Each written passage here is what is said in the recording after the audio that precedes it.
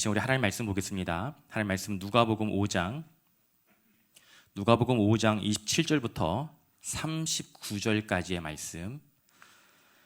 누가복음 5장 27절부터 39절까지의 말씀 우리 함께 교독합니다. 제가 먼저 읽습니다. 그 후에 예수께서 나아가사 레위라 하는 세리가 세관에 앉아 있는 것을 보시고 나를 따르라 하시니 그가 모든 것을 버리고 일어나 따르니라. 레위가 예수를 위하여 자기 집에서 큰 잔치를 하니 세리와 다른 사람이 많이 함께 앉아 있는지라. 바리새인과 그들의 서기관들이 그 제자들을 비방하여 이르되 너희가 어찌하여 세리와 죄인과 함께 먹고 마시느냐. 예수께서 대답하여 이르시되 건강한 자에게는 쓸데없고 병든 자에게라야 쓸데있나니 내가 의인을 부르러 온 것이 아니요 죄인을 불러 회개시키러 왔노라. 그들이 예수께 말하되 요한의 제자는 자주 금식하며 기도하고 바리새인의 제자들도 또한 그리하되 당신의 제자들은 먹고 마시나이다. 예수께서 그들에게 이르시되 혼인집 손님들이 신랑과 함께 있을 때에 너희가 그 손님으로 금식하게 할 수 있느냐. 그러나 그 날에 이르러 그들이 신랑을 빼앗기리니 그 날에는 금식할 것이니라. 또 비유하여 이르시되 새 옷에서 한 조각을 찢어 낡은 옷에 붙이는 자가 없나니 만일 그렇게 하면 새 옷을 찢을 뿐이요 또 새 옷에서 찢은 조각이 낡은 것에 어울리지 아니하리라. 새 포도주를 낡은 가죽 부대에 넣는 자가 없나니 만일 그렇게 하면 새 포도주가 부대를 터뜨려 포도주가 쏟아지고 부대도 못 쓰게 되니라. 새 포도주는 새 부대에 넣어야 할 것이니라. 함께 씁니다. 묵은 포도주를 마시고 새 것을 원하는 자가 없나니 이는 묵은 것이 좋다 함이니라. 아멘. 바벨론에 의해 멸망한 이스라엘 백성들은 이후 강대국의 통치를 받아야 했습니다. 바벨론이 페르시아 제국에 의하여 멸망한 후에 시간이 흘러 이제 유대인들은 로마 제국의 지배를 받게 되었습니다. 당시 로마 제국은요, 속국인 이스라엘을 다스리기 위해 여러 가지 정책들을 이용하였는데 그 중 하나가 세리를 통해 세금을 납부하도록 하는 제도였습니다. 여러분, 세리는요, 로마 제국의 식민지인 유대인들로부터 세금을 걷어서 로마 정부에 대신 세금을 납부하는 일을 감당하였던 자들이 바로 세리입니다. 자신의 민족이 아니라 로마 제국을 위해 일한다는 이유로 세리는 민족의 반역자로 여겨졌습니다. 더 큰 문제가 있었어요. 사실 세금을 걷어서 로마 정부에 내는 것이 문제가 아니라 이들은 로마 정부에서 요구하는 세금보다 더 많은 세금을 걷어서 더 많이 걷게 된 그 세금을 어떻게 했습니까? 자신들이 착복했다는 거예요. 예를 들어 이번 달에는 10만 원씩 세금을 걷어서 정부에 내라고 공문이 내려오면 10만 원이 아니라 20만 원, 30만 원, 많게는 100만 원까지 자신이 임의로 세금을 정하여서 세금을 걷었다는 것입니다. 이로 인해 사람들은 세리를 자신의 탐욕을 위해 민족을 배신한 죄인으로 여겼고 당연히 세리와 함께 있는 것조차 부정하다고 여겼습니다. 이와 같은 사회적인 배경 속에서 예수님께서 세리를 찾아가신 내용이 오늘 본문의 이야기인데요. 우리 누가복음 5장 27절 말씀 우리 함께 씁니다. 그 후에 예수께서 나가사 레위라 하는 세리가 세관에 앉아 있는 것을 보시고 나를 따르라 하시니. 아멘. 오늘 본문의 말씀인 누가복음 5장에는 그 세리의 이름을 레위라고 소개하고 있습니다. 그러나 마태복음 9장 9절 말씀을 보면 그 세리가 우리가 너무나 잘 알고 있는 그 이름 바로 마태였다고 우리에게 이야기하고 있습니다. 여러분, 당시 유대인들은요, 두 가지의 이름을 가지고 있었어요. 한 가지는 자신의 민족 언어인 히브리식 이름이에요. 그리고 또 다른 이름은 로마인들이 사용하는 헬라식 이름이었습니다. 여러분, 그래서 오늘 본문의 말씀에 기록된 이 레위는요, 아람어 히브리식 이름이었고요. 마태복음에 기록된 그 마태는요, 바로 헬라식 이름인 것입니다. 중요한 것은요, 세간 앞에 앉아있는 이 세례인 마태라고 하는 레위를 누가 지켜보고 오셨다고요? 바로 예수님께서 지켜보고 계셨습니다. 그 누구도 거들떠보지 않던, 심지어 죄인으로 부정하다고 여긴 그 세례를 예수님께서는 주목하여 지켜보고 계셨습니다. 여러분, 레위 또한 예수님에 대한 소문을 들었던 사람이에요. 예수님이 어떤 분이신지, 그리고 어떤 일들을 행하셨는지 레위 또한 분명히 알고 있었습니다. 그럼에도 불구하고 레위는 예수님을 찾아갈 수 없었습니다. 왜요? 사람들이 자신을 어떻게 바라보고 어떻게 평가하고 있는지 레위 스스로가 잘 알고 있었기 때문입니다. 모든 사람들이 증오의 대상, 죄인이라고 판단하고 정죄했던 그 세리라고 하는 그 직업으로 인해 레위는 예수님 앞으로 나아갈 수 없었습니다. 그런데 그 순간 갑자기 예수님께서 레위를 부르시며 이렇게 말씀하십니다. 나를 따르라. 여러분, 예수님의 부르심에 대한 레위의 반응이 무엇인가요? 우리 함께 말씀 봅니다. 누가복음 5장 28절 말씀 우리 함께 씁니다. 그가 모든 것을 버리고 일어나 따르니라. 아멘. 여러분, 레위는 예수님의 그 부르심에 대하여 자신의 모든 것을 버리고 그 즉시 예수님을 따랐다고 오늘 본문의 말씀은 우리에게 이야기하고 있습니다.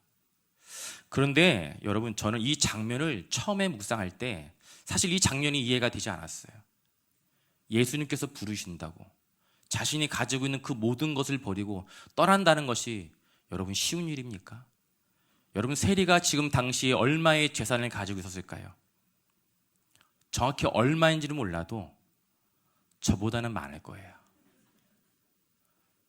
여러분보다 많을 거예요. 그 자신이 평생 모은 착복한 그 돈을 다 포기하고 예수님을 따른다는 것, 여러분 쉬운 일입니까?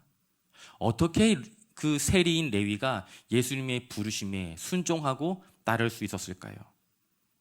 사실 이 장면이 이해되지 않는 이유가 바로 우리가 지난번에 살펴봤던 말씀 때문이에요. 여러분, 어부인 시몬 베드로를 부르신 장면 여러분 기억하실 거예요. 예수님은 먼저 시몬의 장모의 열병을 고쳐 주셨습니다. 그리고 밤새 물고기를 잡지 못한 시몬에게 찾아가셔서 하나님의 말씀을 들려주셨어요. 그리고 시몬에게 실패의 자리에 나와 함께 가서 그곳에 깊은 곳에 그물을 내리라고 말씀하십니다. 그 예수님의 말씀에 순종하여 시몬은 그물을 던졌고 지금까지 한 번도 잡아보지 못한, 상상하지 못하였던 어마어마한 양의 물고기를 잡게 되었습니다. 그 순간 시몬 베드로의 반응이 무엇입니까? 예수님 앞에 엎드려 이렇게 고백합니다. 주님, 나는 죄인입니다. 나를 떠나십시오. 여러분, 시몬 베드로는요, 예수님께서 들려주신 그 말씀과 그 예수님께서 보여주신 그 기적을 통해 인격적인 예수님을 만날 수 있게 되었습니다. 그러나 시몬 베드로가 예수님을 만난 이 기적과도 같은 사건과는 너무나도 대조적으로 오늘 본문의 말씀은 너무나 단순한 한 가지의 문장으로 우리에게 레위의 레위를 부르시는 예수님의 음성에 대한 반응을 보여주고 있습니다. 그가 모든 것을 버리고 예수를 따르니라. 여러분, 그런데 말씀을 묵상하다 보니까 예수님께서 시몬과 레위를 부르시는 그 장면을 보게 되면 두 가지 공통점을 우리가 발견할 수 있게 됩니다. 그 첫 번째는요, 시몬과 레위 모두 다 실패와 상처를 가진 사람들이었다는 거예요. 두 번째로, 실패와 상처의 아픔을 가지고 있는 시몬과 레위에게 예수님께서 찾아가셨다는 것입니다.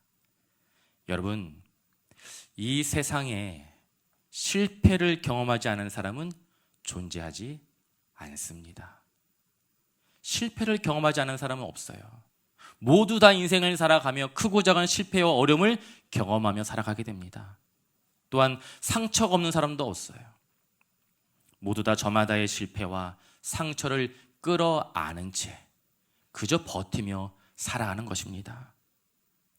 오늘 본문의 말씀에 등장하는 레위는요, 자신의 탐욕으로 인하여 세상으로부터 비난과 멸시를 당하게 되었고 그 결과 부정한 죄인으로 취급받던 사람이었습니다. 철저히 세상으로부터 고립되어 모든 관계가 끊어진 그 고통을 레위는 경험하였다는 거예요. 그렇게 남은 인생을 홀로 외롭게 살아가야 하는 레위에게 예수님께서 찾아오신 것입니다. 여러분, 레위에게 예수님의 부르심은 복음 그 자체였어요. 레위는 자신을 부르시는 예수님의 음성을 듣게 되는 순간 말할 수 없는 기쁨과 감격에 사로잡히게 되었고 그 부르심에 따르기로 결심하였던 것입니다. 사랑하는 성도 여러분, 살아계신 예수님을 인격적으로 만나셨습니까? 그렇다면 그 살아계신 예수님을 인격적으로 만난 그때가 언제입니까? 그때의 기억을 아직도 마음 한켠에 품고 살아가고 계신지요? 여러분 아시는 것처럼 저는 목사의 가정에서 자란 사람입니다. 근데 안타까운 것은요, 유년 시절부터 청년의 때 이르기까지 목사의 아들로 살아온 그 시간이 저에게는 저주처럼 느껴졌습니다. 평생 가난이라고 하는 어려움 속에 살았고요.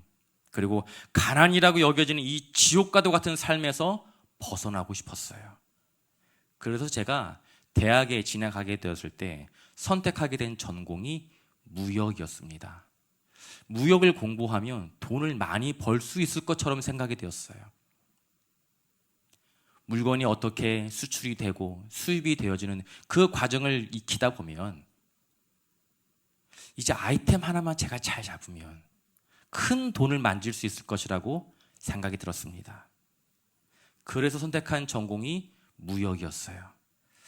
일전에 한 성도님이 저에게 전공을 물어보시더라고요. 제가 무역이라고 말씀을 드렸어요. 그런데 저렇게 위에서부터 아래로 쭉 훑어보시더니 그렇게 안 보인다고 이야기하시는 거예요. 여러분, 그렇게 안 보이는 이유는 또 뭘까요? 알고 보니까 이분이 제가 무역이라고 이야기한 그 단어를 무용으로 이해를 하고, 저 사람이 무용을 전공한 사람처럼 안 보이는데 그렇게 생각하셨다는 거예요. 여러분, 저는 무용이 아니라 무역학을 공부한 사람입니다. 그렇게 무역을 전공한 저는요, 졸업 후에 무역회사에 입사하게 되었어요. 그렇게 돈을 벌기 위한 인생의 첫걸음을 내딛게 된 것입니다. 그런데 그해 어머니가 천국에 가셨어요. 어머니는 천국에 가셨지만 저에게는 결코 잊지 못할 유산 한 가지를 저에게 남겨주셨습니다. 여러분, 저는 어머니의 장례를 마치고 제일 먼저 달려간 그 자리가 어디냐면 어머니께서 평생 지켜오셨던 기도의 자리, 금요 기도의 자리였어요. 누가 가라고 이야기하지 않았어요. 와달라고 부탁도 하지 않았어요. 저 스스로가 장례를 마친 그 다음날 금요 기도의 자리로 발걸음을 옮기게 되는 저를 목격하게 되었습니다. 여러분, 제가 어머니께 받은 유산은요, 바로 하나님을 사랑하며 살아가는 삶, 바로 신앙이었습니다. 그렇게 어머니가 저에게 유산으로 남겨주신 그 기도의 자리, 그 예배의 자리를 지키는 가운데 저는 예수님을 인격적으로 만날 수 있게 되었습니다. 어느 날 제 방에서 혼자 기도하며 찬양을 하는 가운데 저의 입술에서 제가 상상하지 못하였던 고백이 흘러나왔어요. 그 고백이 이런 거예요. 하나님, 하나님께서 허락하신다면 저의 남은 인생 하나님을 위해 하나님의 일을 감당하고 싶습니다. 이 고백이었어요. 여러분, 사실 오래전부터 저희 어머니가 저를 두고 서원하셨거든요. 근데 저는 그 서원을 인정하지 않았어요. 제가 한 서원도 아닐 뿐더러 목사가 아니어도 평신도로서 얼마든지 주의 몸 된 교회와 성도를 섬기며 살 수 있다고 저는 생각을 했습니다. 그런데 저의 솔직한 그 마음은요, 사실 이거예요. 목사인 아버지 때문에 평생 온 가족이 고생을 하며 살았는데 또다시 두 번 다시 그런 고생을 하고 싶지는 않았습니다. 이것이 저의 솔직한 마음이었어요. 그래서 고등학교 3학년 때도 담임 선생님이 너는 신학교 안 가냐고 물어보셨을 때 저는 신학하지 않는다고 그렇게 소리치며 이야기했던 사람이 바로 저였습니다. 근데 여러분, 우리 하나님은요, 인격적인 분이세요. 인격적인 분이세요. 억지로 그 자리에 끌어놓고 사용하시는 분이 아니라 저로 하여금 그 부르심에 순종하겠다는 믿음의 고백을 할 때까지 묵묵히 저의 곁에서 저를 기다려주신 분이 바로 하나님이셨습니다. 하나님께서 허락해 주신다면 하나님의 일을 감당하고 싶습니다. 제가 이 고백을 하며 그날 얼마나 많은 눈물을 흘렸는지 모릅니다. 목사의 아들로 살아온 그 인생이, 저주스러웠던 그 인생이 저주가 아니라 축복이었다는 사실을 비로소 그날 깨닫게 되었어요. 무엇보다 내가 잘 감당할 수 있을까? 내가 잘 감당할 수 있을까?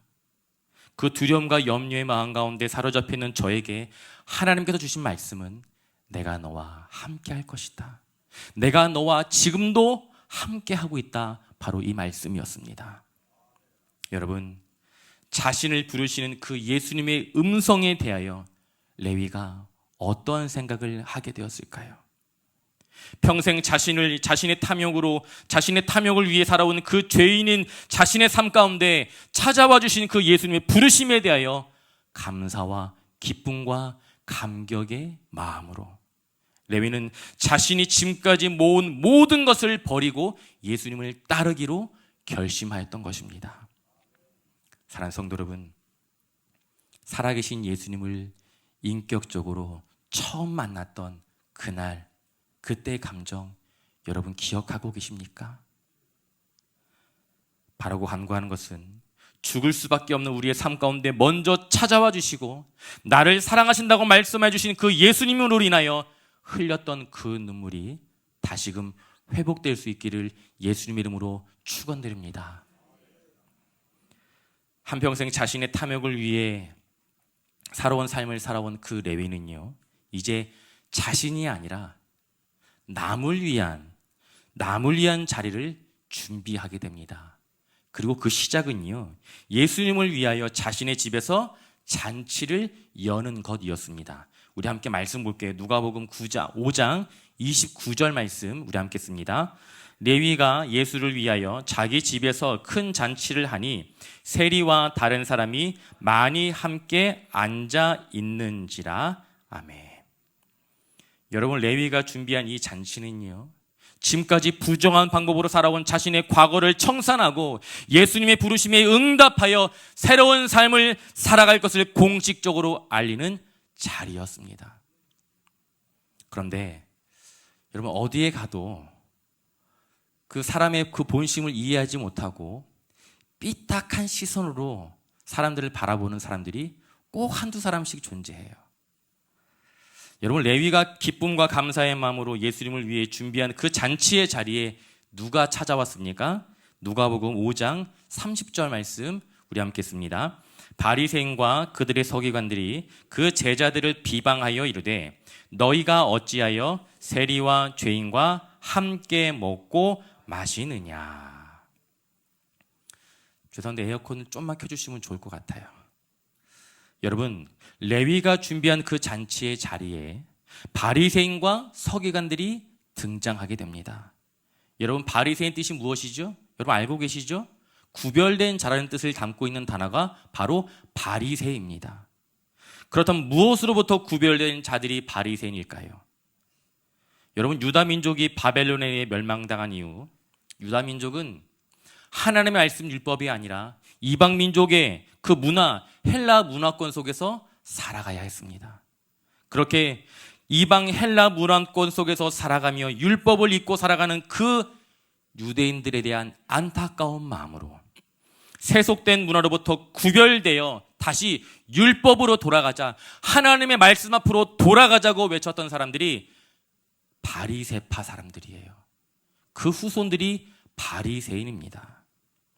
그런데 시간이 흘러 율법을 지키며 살아가는 그 행위에 집착을 하게 되었고 말씀의 본질을 잃어버린 채 그저 율법을 지키며 살아가는 것이 전부라고 생각을 하였고 그 결과 율법대로 살지 못하는 사람들을 비난하고 정죄하였던 사람들이 오늘 본문의 말씀에 기록된 바리새인들이었습니다. 그리고 서기관들은 성경을 필사하고 연구하고 가르치는 자들이었어요. 여러분, 바리새인과 서기관들 모두 율법에 대해서만큼은 전문가였습니다. 그런데 이들은요, 잔치에 참여하지 않고 잔치에 참여한 자들을 비방합니다. 왜요? 그 자리에 누가 있었으니까요? 예수가 있으니까 비난한 게 아니죠, 그렇죠? 여러분 좀 더우셔서 약간 졸리시죠, 그렇죠? 에어컨 틀었으니까 이제 정신을 차리셔야 돼요. 그 자리에 레위, 세리가 있었기 때문이에요. 한평생 자신의 탐욕을 위해 수많은 유대인들의 돈을 착복한 그 죄인, 부정한 사람이 그곳에 앉아서 밥을 먹고 있는데 어떻게 우리가 함께 그들과 함께 할 수 있느냐? 우리가 부정해 줄 수 있다라고 이야기한 것입니다.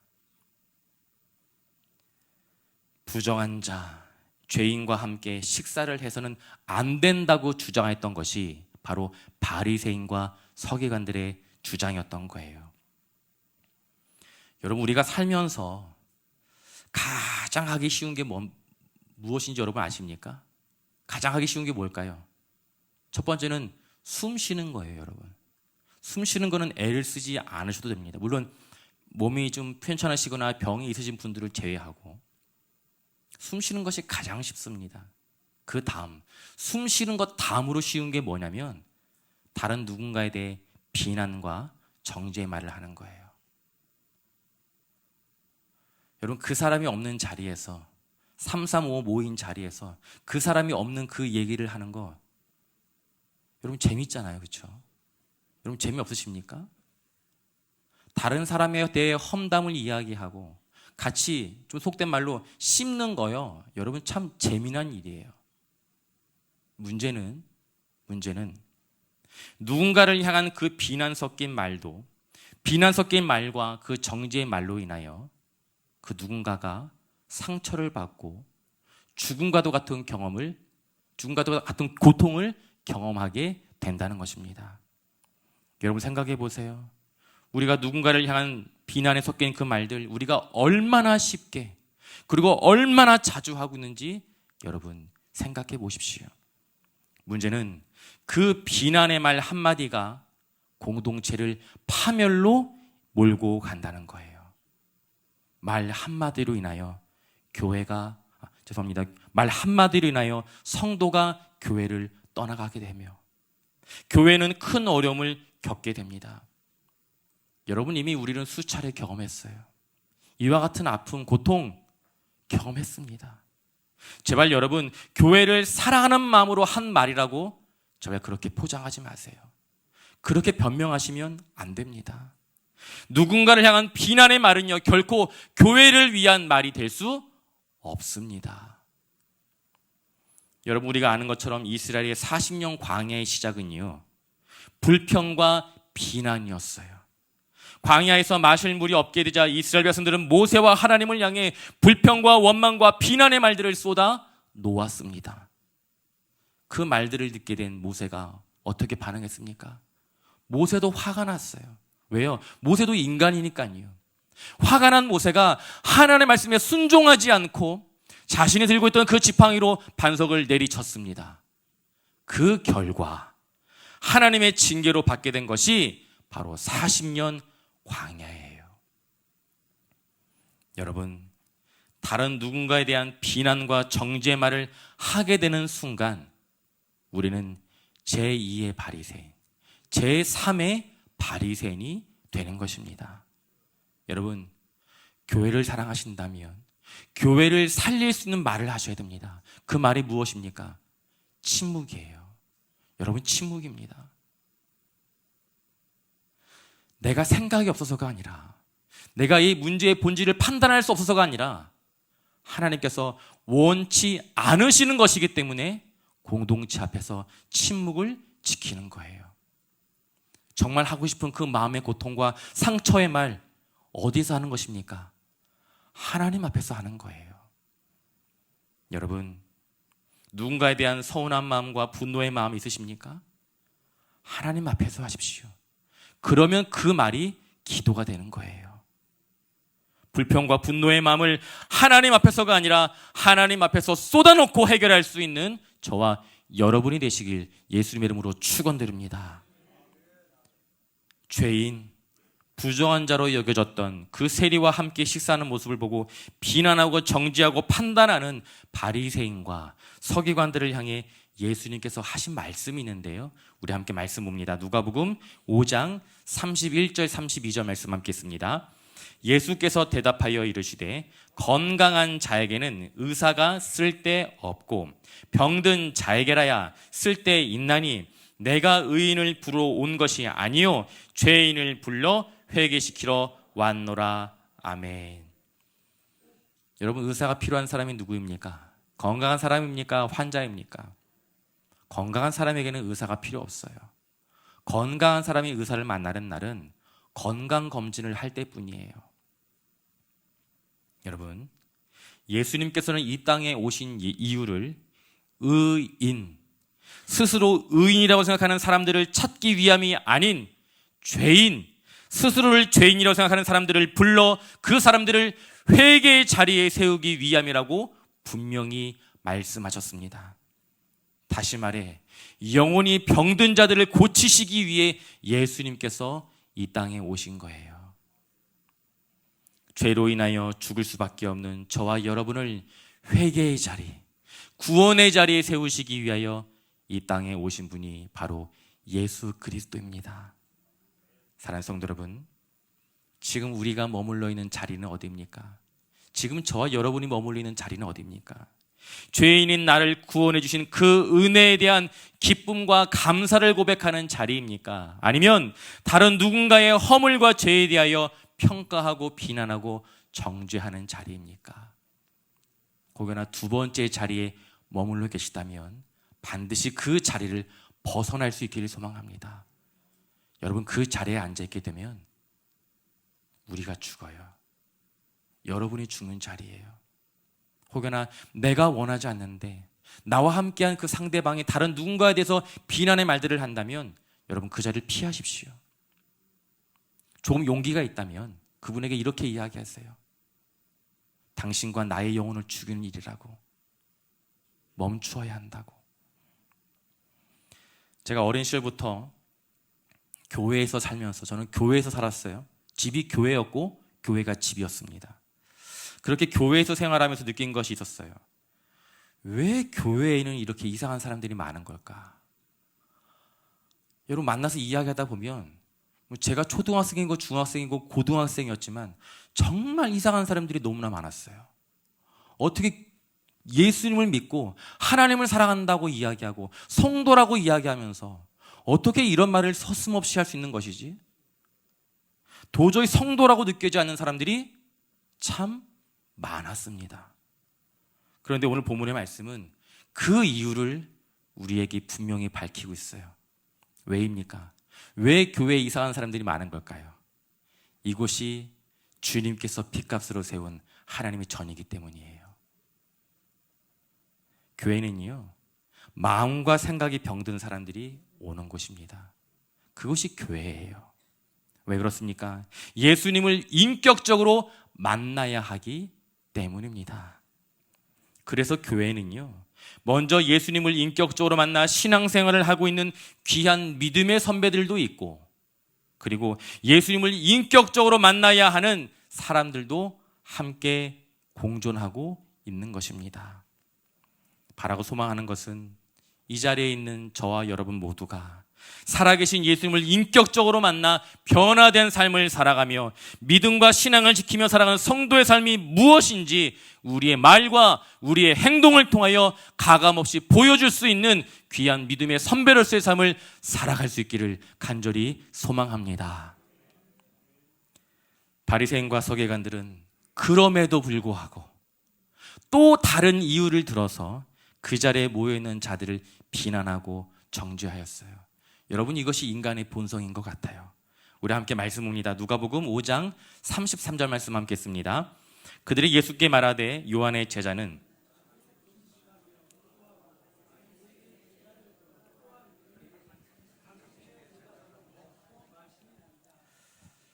이런 얘기예요. 요한의 제자들은, 그리고 바리새인들의 제자들은 지금 이 순간 금식하고 기도하고 있는데 왜 예수님의 제자들은 이 잔치에 참여하여 흥청망청 음식을 먹고 있냐고 얘기하는 것입니다. 그런 분들은 안 계시겠죠. 그런 분들은 안 계실 것이라 저는 믿고 있어요. 어느 날 평일 목요일이나 이제 수요일쯤 제가 이제 있는 그 목양실에 오셔서 한 분이 목사님 뭐 하고 있나? 금식하며 기도하고 있나? 아니면 맛있는 거 먹으러 돌아다니고 있나? 그렇게 바라보는 우리 교회에 안 계실 거예요.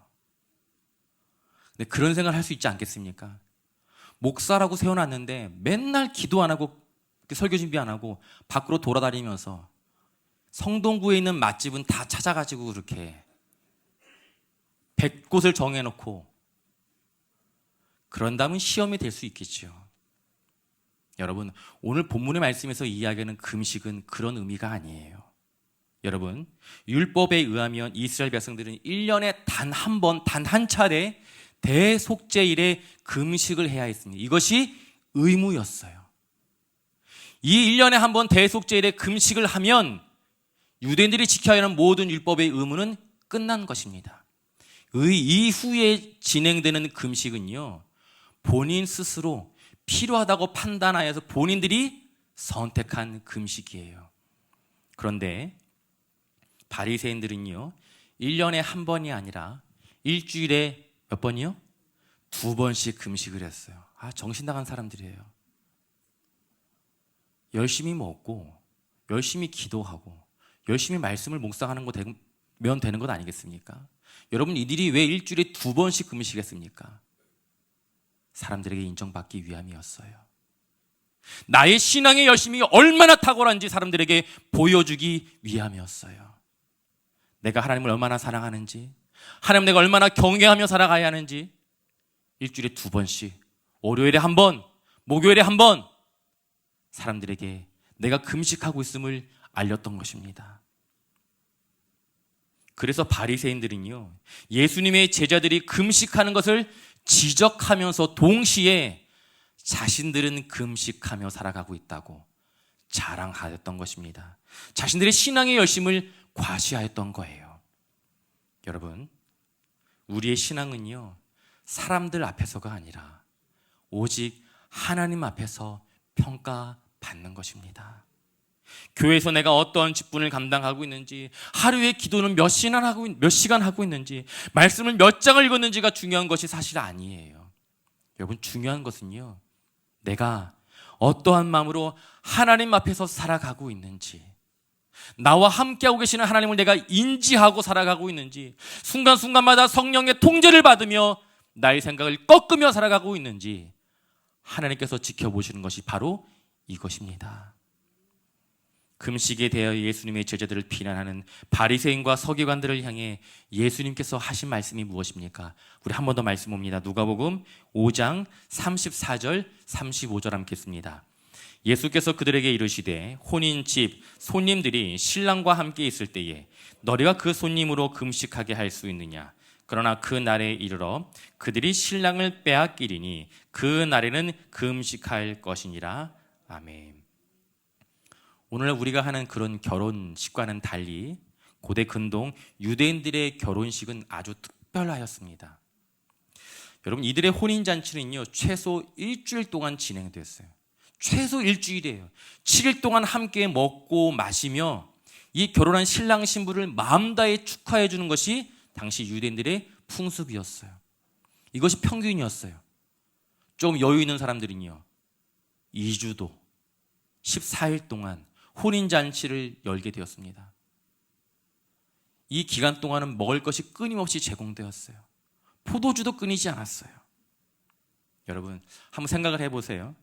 그렇게 혼인잔치를 열게 된 그 자리에, 혼인잔치에 참석한 사람이 나는 지금 금식 기간이니까 이 음식과 포도주는 먹지 않겠다고, 마시지 않겠다고 이야기하면 그 혼주와 신랑과 신부는 어떤 기분이 들까요? 음식이 좀 세이브 되네, 그런 생각 하겠습니까? 아니에요. 이 시간만큼은 나를 위해, 우리를 위해 축하해주고 함께 먹고 함께 마시며 함께 즐거워해 주어야 되는데 나는 금식하는 것 때문에 함께 음식을 먹지 않겠다고 이야기한 사람과 같다고 예수님은 이야기하고 계십니다. 여러분, 이 기간 동안만큼은요, 금식이 아니라 결혼한 그 신랑 신부를 진정으로 축하하는 마음으로 함께 기뻐하고 함께 음식을 나눌 수 있어야 하는 것입니다. 이 이야기를 예수님께서 먼저 하신 거예요. 그리고 두 번째로요, 예수님께서 혼인잔치의 이야기를 하신 또 다른 이유가 있습니다. 여러분, 예수님께서 말씀하신 혼인잔치의 신랑은 우리가 너무나 잘 알고 있는 바로 예수님입니다. 예수님을 구주로 맞는 사람들에게 시작된 그 하나님의 나라는요, 감히 결혼식과는 비교할 수 없는 기쁨과 축하의 잔치가 열리는 곳이 바로 하나님의 나라입니다. 그러나 이 잔치는 오래 지속되지 않을 것이라고 이야기하십니다. 왜요? 신랑을 빼앗길 일이 곧 발생할 것이라고 이야기하세요. 그 이유가 무엇입니까? 그 내용이 무엇입니까? 바로 예수님께서 십자가의 대속의 제물로 죽음을 맞이하게 될 것이기 때문입니다. 이로 인하여 예수님을 사랑하는 사람들, 예수님의 제자들은 슬퍼하며 금식하게 될 것입니다. 금식은 그때 해야 하는 거예요. 정말 진정으로 슬퍼해야 할 때 해야 하는 것이 금식이에요. 그러나 그 슬픔도 영원하지 않습니다. 아주 잠시 잠깐뿐이에요. 왜 그렇습니까? 예수 그리스도의 부활로 인하여 성도의 삶을 살아가는 우리는 기쁨과 감격을 누리게 되기 때문입니다. 여러분, 예수님을 따르는 사람들은요, 날마다 천국 잔치를 여는 기쁨을 누리며 살아가게 되는 것입니다. 이것이 예수님께서 말씀하시는 구원의 기쁨이에요. 제가 원고를 쓰면서도 그리고 설교를 하면서 성도님들의 좀 표정을 보았는데 이 자리에 모이신 분들을 보니까 내가 누린 구원의 기쁨으로 인하여 기쁨과 감격을 누리는 분들이 많지 않은 것 같아요. 왜 표정들이 안 좋으시죠? 여러분, 사실 저부터도 그래요. 분명히 제가 누리고 있는 구원의 기쁨, 부활의 영광이 저에게도 주어졌음에도 불구하고 기쁨과 감격, 감사의 삶을 살아가는 순간마다 불평과 원망, 짜증과 분노, 슬픔과 절망의 시간들을 살아갈 때가 훨씬 많습니다. 그 이유가 무엇일까요? 이 땅의 삶을 살아가는 것이 너무나 힘들기 때문이에요. 제가 이 자리에 앉아있는 연세 있으신 우리 성도님들보다 제가 인생을 한 절반 정도밖에 살아오지 않았지만, 절반의 인생을 살아왔지만, 그럼에도 불구하고 그 짧은 인생이었지만 정말 죽고 싶었던 순간들이 얼마나 많았는지 몰라요. 여러분, 지금 이 순간도 우리가 예수님께서 함께 나와 함께하고 계시며 구원받은 성도의 삶을 예수님께서 우리에게 선물로 주셨지만 우리는 그 기쁨을 온전히 누리며 살고 있지 않습니다. 그런 우리에게 예수님께서는 한 가지 비유의 이야기를 들려주시는데요, 우리 한 번 더 말씀 봅니다. 누가복음 5장 36절 37절 우리 함께 읽습니다. 또 비유하여 이르시되 새 옷에서 한 조각을 찢어 낡은 옷에 붙이는 자가 없나니 만일 그렇게 하면 새 옷을 찢을 뿐이요 또 새 옷에서 찢은 조각이 낡은 것에 어울리지 아니하리라. 새 포도주를 낡은 가죽 부대에 넣는 자가 없나니 만일 그렇게 하면 새 포도주가 부대를 터뜨려 포도주가 쏟아지고 부대도 못 쓰게 되리라. 아멘. 여러분, 이 자리에 앉아 계신 수많은 우리 여성분들은 이해하실 수 있을 거예요. 남자분들은 잘 이해하지 못할 것 같아요. 여러분, 헌 옷에 그 새 옷 조각을 붙여서 그 바느질에서 기어놓고 빨래를 하게 되면 어떤 일이 발생됩니까? 평생 바느질 한번 안 해본 것처럼 그렇게 앉아 계시는데, 여러분 바느질 다 해보셨잖아요. 그렇게 바느질을 하고 빨래를 돌리게 되면 옷이 쪼그라들어요. 어느 부분이요? 새 옷 조각이 쪼그라들어요. 헌 옷은 이미 차례 빨고 빨았기 때문에 쪼그라들 게 없어요. 그런데 그 기원의 새 옷 조각이 쪼그라들면서 그 헌 옷까지 망가지게 되는 거예요. 이 이야기예요. 또한 여러분, 신축성을 잃어버린 오래된 가죽 부대에 포도주를 넣게 되면 어떻게 됩니까? 입맛이 생기십니까? 생각만 해도 그냥 행복하십니까? 그 포도주 몇 년 산일까?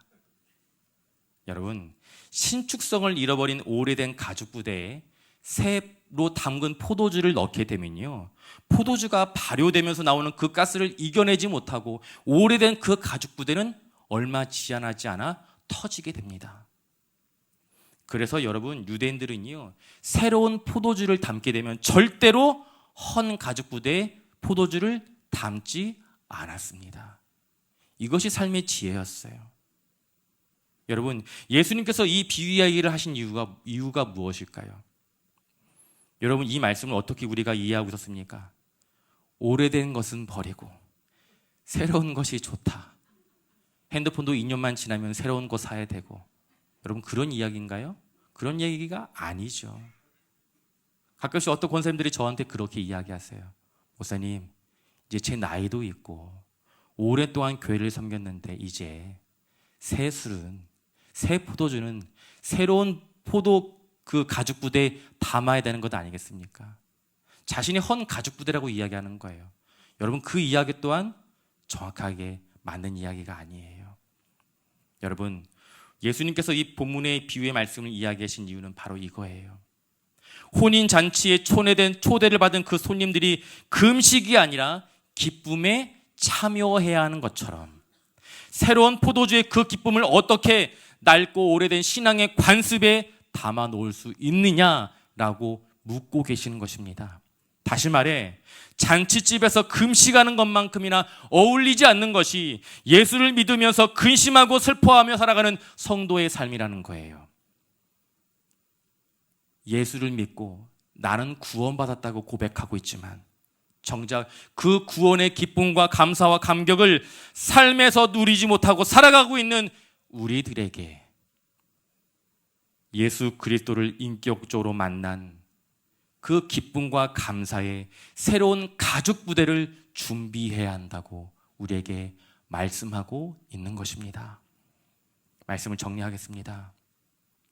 저와 여러분은 구원의 자리에 초대받은 하나님의 백성들입니다. 그런 의미에서 여러분께 이렇게 말씀드리고 싶어요. 진심으로 축하드립니다. 영광스러운 자리예요. 돈으로 살 수 없는 자리예요. 우리의 노력으로도 결코 이뤄낼 수 없는 자리입니다. 오직 하나님의 은혜, 하나님의 주권으로 우리에게 놀라운 영생, 구원과 부활의 영광이 우리에게 주어진 거예요. 그렇다면 우리는 이제 무엇을 해야 합니까? 감사해야죠. 기뻐해야죠. 감격스러운 삶을 살아가야 하는 것입니다. 비록 지금 나에게 주어진 이 땅의 삶이 감사할 수 없는 상황과 환경 가운데 놓여 있을지라도 하루하루의 삶을 버텨내고 이겨내는 것이 힘들고 고단한 인생이라 할지라도 하나님께서 우리에게 베풀어 주신 구원의 기쁨, 부활의 영광이 감히 비교할 수 없는 잔치와도 같은 기쁨이 있는 곳이기에 다시금 지난날 내가 예수 그리스도를 인격적으로 만나 기쁨과 감사의 눈물을 흘렸던 그 새 가죽 부대, 지난날의 구원, 그 기쁨으로 인한 그 감격이 다시금 회복되어지는 저와 사랑하는 성동중앙의 믿음의 권속들이 되시길 예수님의 이름으로 축원드립니다.